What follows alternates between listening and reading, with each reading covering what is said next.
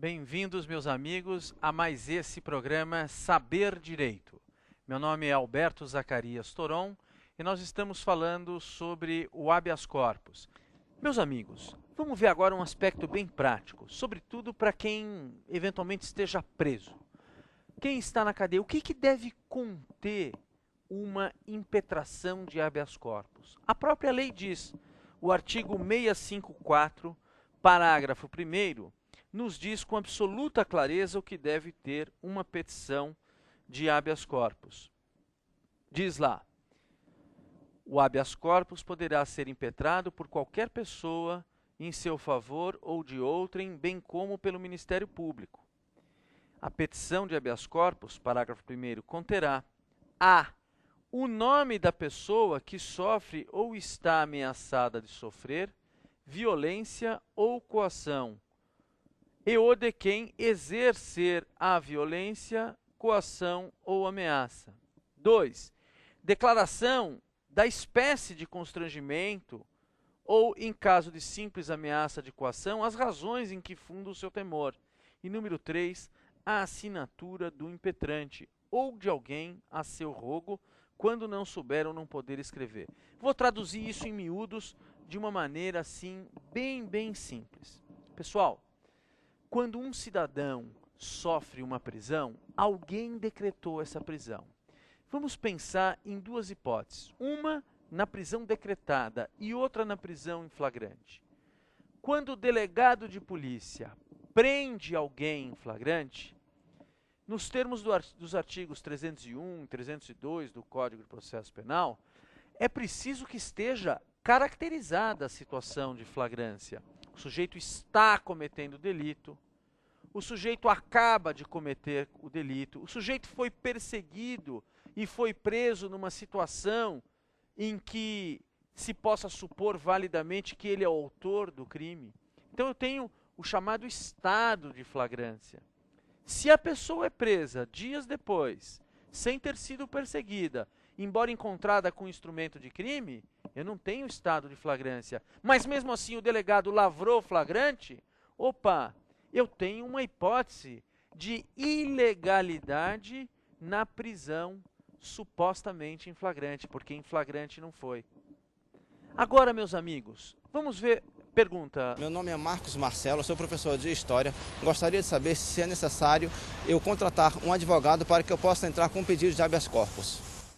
Marcos, não é preciso contratar um advogado para impetrar habeas corpus.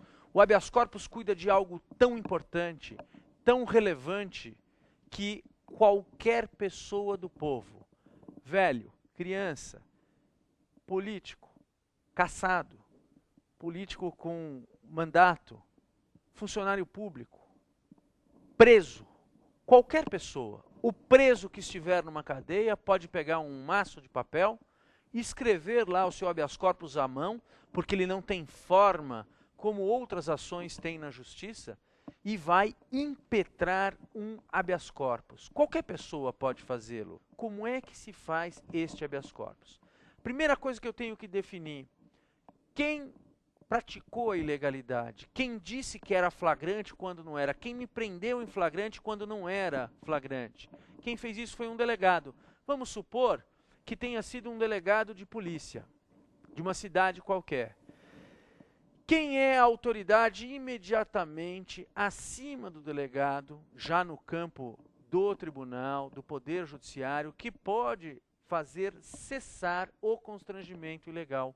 É o juiz de direito.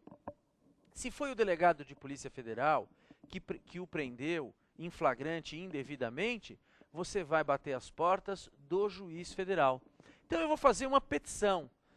Petição, gente, quer dizer pedido. Eu costumo dizer para os meus colegas de trabalho mais novos, estagiários ou advogados, petição não tem muito segredo. Quando eu digo, mãe, estou com fome, quero comer, isso é uma petição. Enderecei para uma autoridade, mãe, descrevi a situação, estou com fome e fiz o quê? O pedido. Qual foi o pedido? Quero comer. Querem ver como aqui é a mesma coisa? Igualzinho. Quem me prendeu não foi o delegado? Então eu vou me dirigir a uma autoridade que vai resolver meu problema. Vamos supor, o juiz de direito. Excelentíssimo senhor juiz de direito. Excelentíssimo senhor juiz de direito. É a mãe do meu exemplo, é a autoridade para a qual eu me dirijo e que vai poder fazer cessar o constrangimento ilegal, repito, representado pela prisão em flagrante indevida. Excelentíssimo senhor juiz de direito, vamos supor que eu, preso, faça o habeas corpus da cadeia. José da Silva, brasileiro, casado, mecânico, morador na Rua das Graças, número 57, vem à presença de Vossa Excelência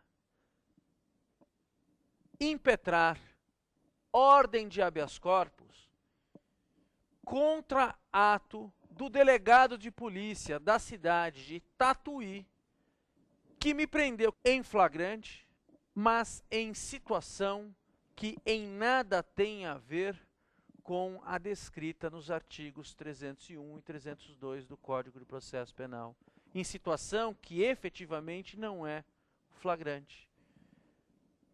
Nesses termos, pede e espera que seja imediatamente concedida a ordem, inclusive mediante liminar, para que o paciente seja colocado em liberdade. Essa é uma petição bem simples. Bem simples. Não citou doutrina, não citou jurisprudência, poderia fazê-lo. Isso ajuda o juiz a decidir, mas não é imprescindível.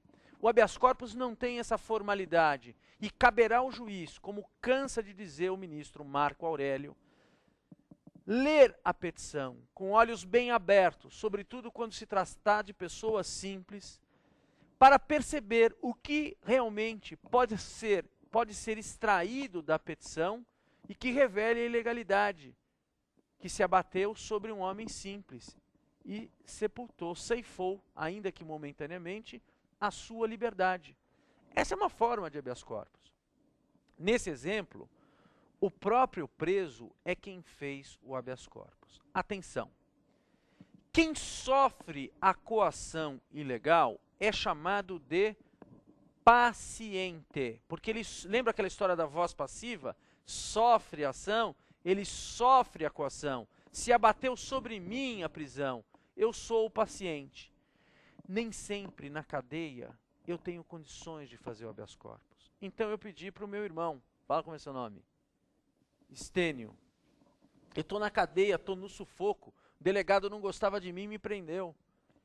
E o Estênio vai fazer um habeas corpus para mim.